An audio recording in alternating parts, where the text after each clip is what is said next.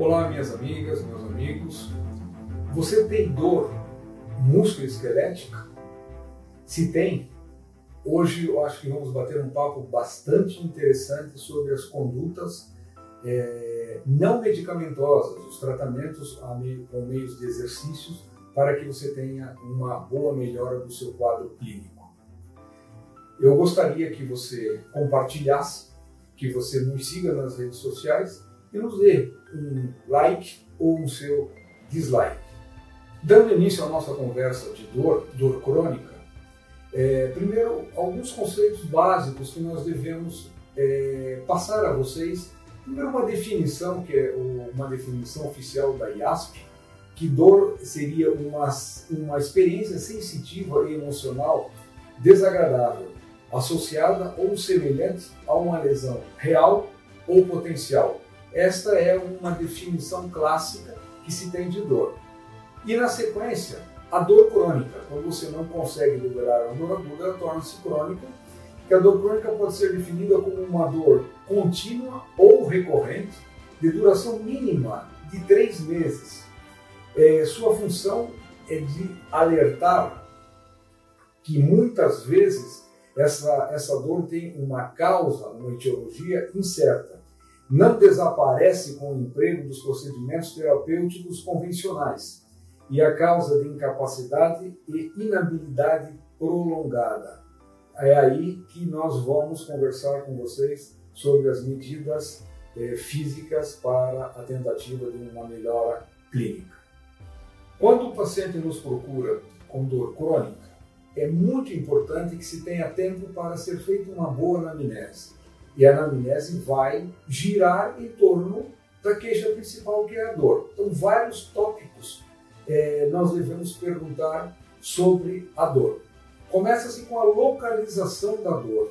Onde está localizado? Em que parte que está localizado? É em vários pontos? É um ponto só? Então, você tem que ter essa ideia.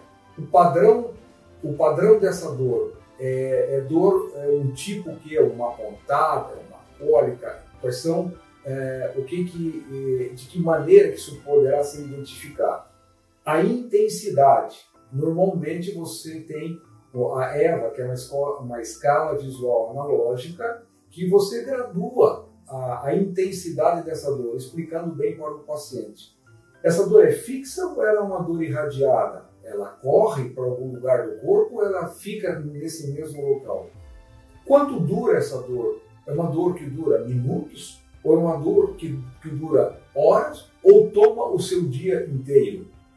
Qual é a frequência dessa dor? Se for uma dor intermitente, a frequência dela, ela dói uma vez por dia, uma vez a cada hora. Então você tem que ter esse padrão.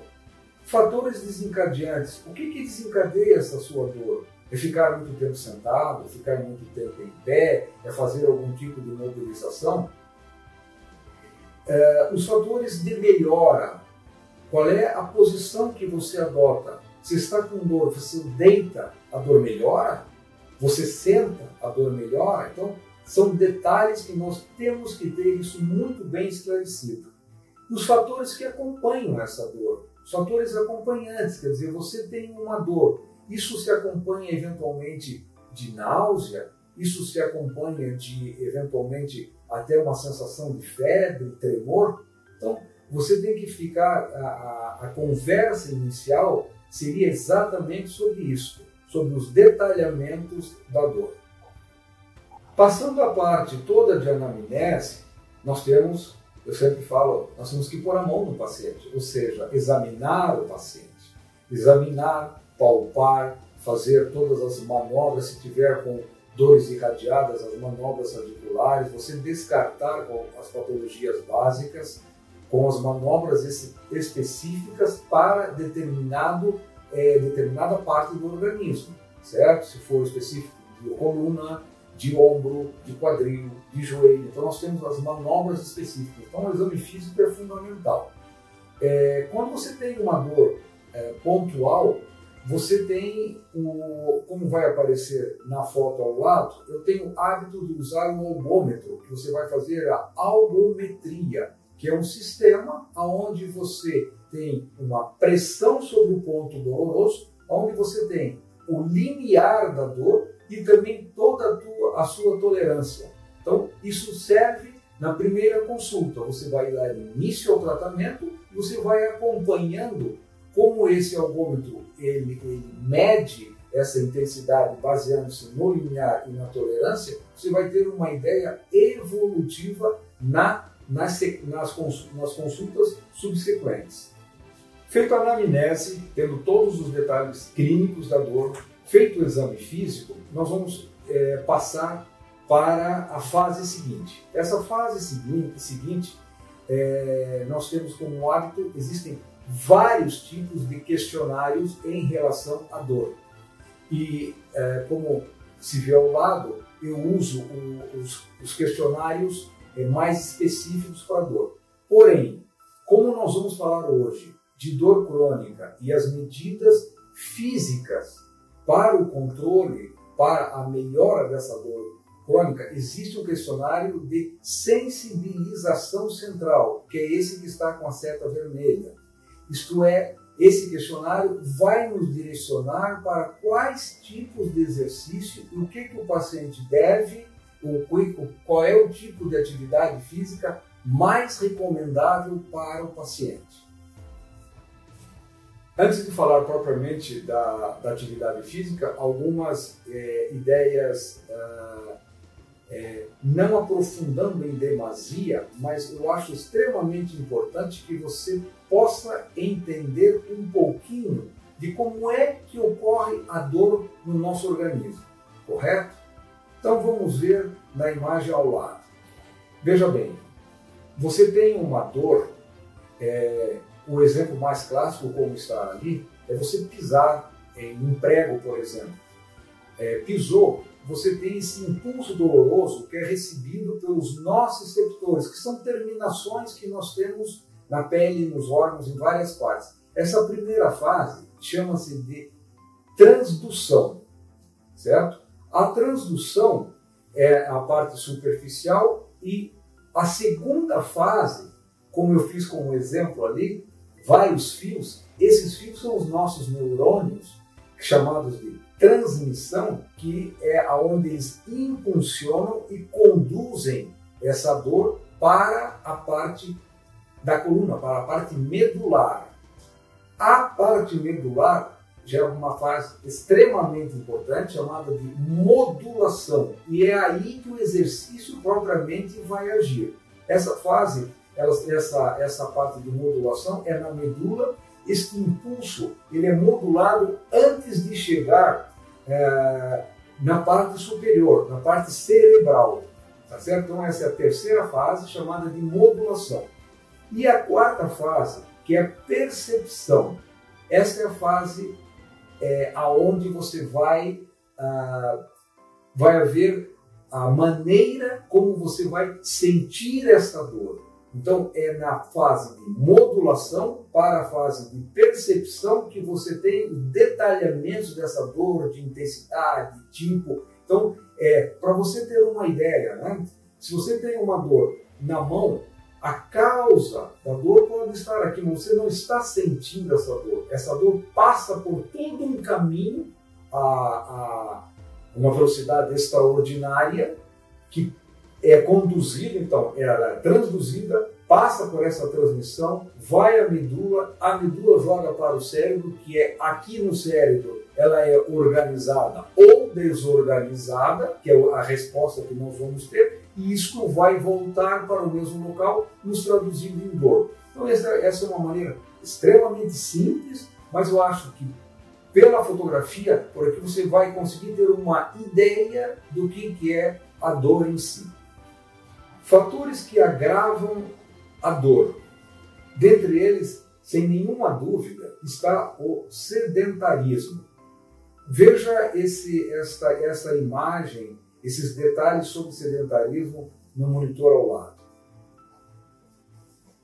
Veja bem, segundo a OMS, a Organização Mundial de Saúde, A inatividade física é considerada o quarto, vejam bem, meus amigos, o quarto principal fator de risco para a mortalidade global, ficando somente atrás da hipertensão arterial, do tabagismo e da intolerância à glicose.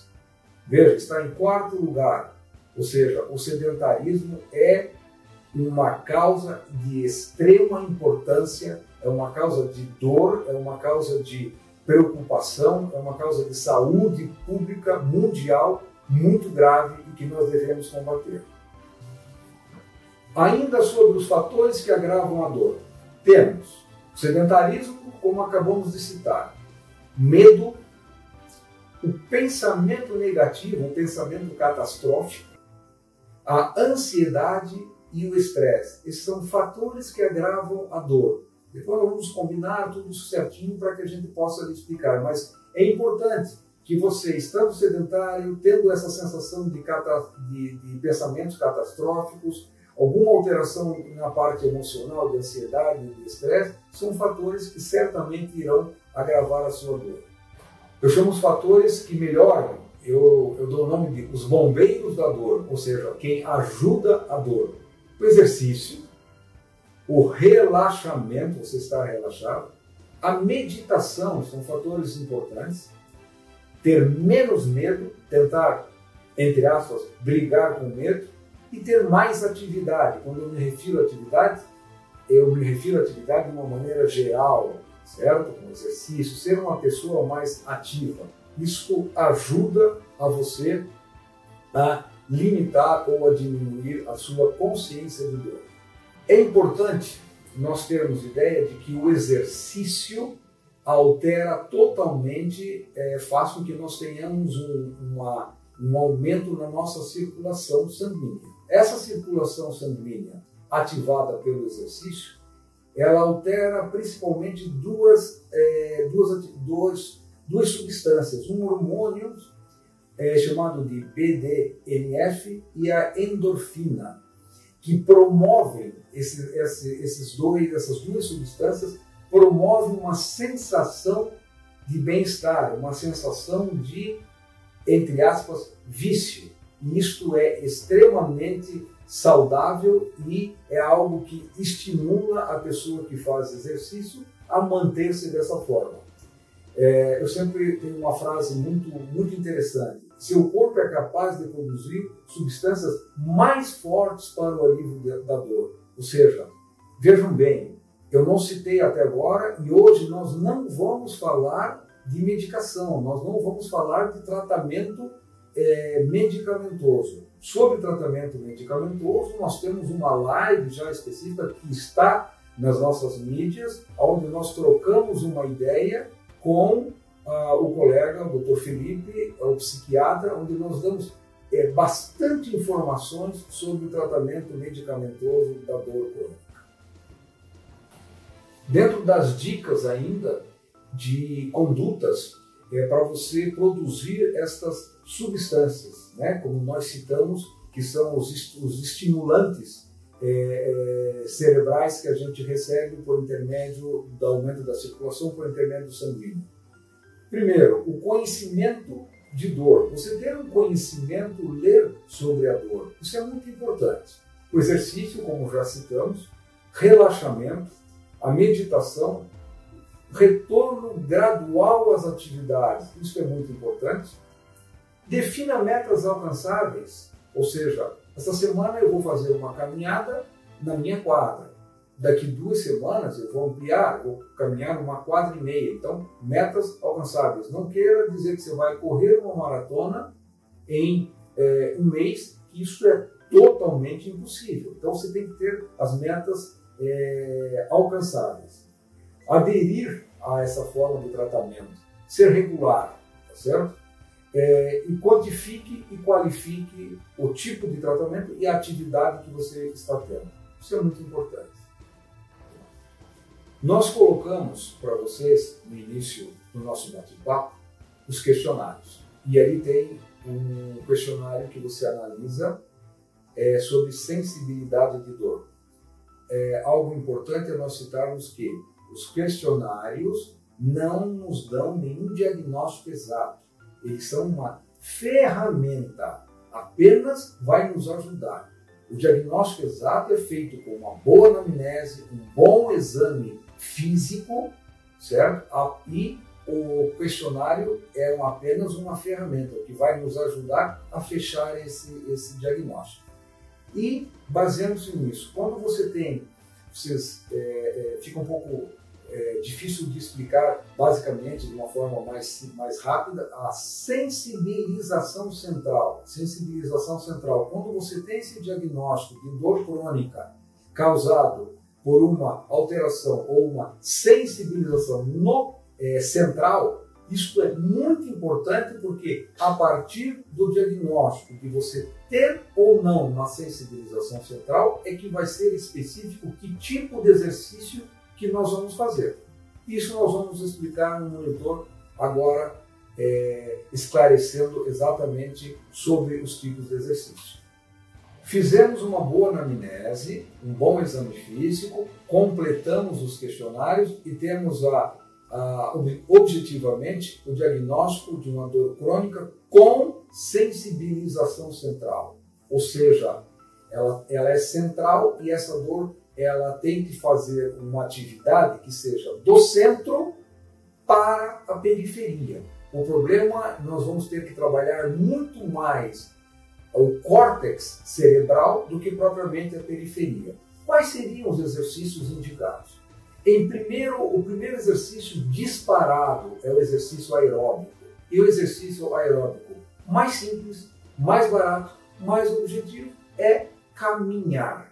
A caminhada é algo de extrema importância. Mas eu tenho um problema no quadril, não posso caminhar. Vamos tentar fazer alguma coisa substituindo não o fato de você não poder caminhar. Caminhar menos, caminhar dentro da água, mas nós temos que fazer uma atividade aeróbica. Isto é de extrema importância. Ela age do centro, como eu expliquei, do córtex cerebral para a periferia. A atividade de cognição.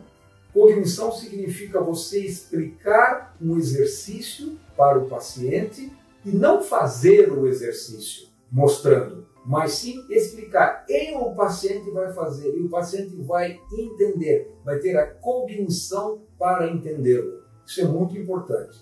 Atividades que envolvem coordenação.